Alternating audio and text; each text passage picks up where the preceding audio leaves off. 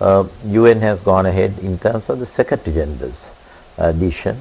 He has not gone to the Security Council in obtaining a decision of the Security Council to have a committee to look into affairs in another country, which you would have expected would have been the better courses that should have been followed.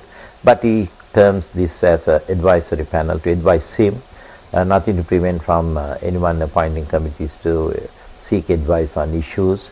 But as for Sri Lanka, our President Mahinda Rajapaksa is quite clear on this, that there cannot be any intrusion into the domestic affairs of another country.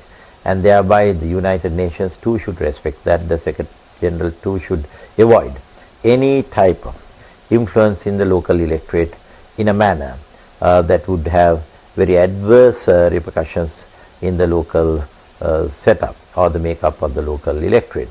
And particularly the timing of these actions, at a time of an election, how this has been structured, it was a matter of concern, and we have expressed our opposition to such a move.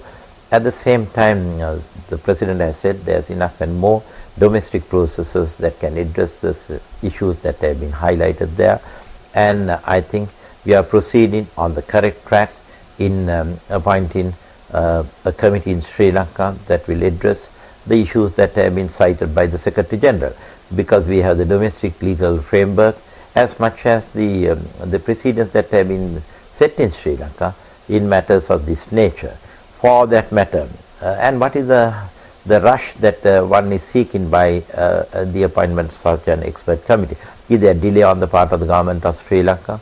We have only defeated terrorism 9 months ago in May 2009. Now we are into March 2000 or April 2010. In the UK, on the Iraqi issues, they took 9 long years for them to appoint a committee that was going into the affairs on the Iraqi issues of the UK involvement, as much as deployment of forces, violations of human rights, etc. And that is been, it's like a truth commission that has now been set up in the United Kingdom, which is after 9 long years.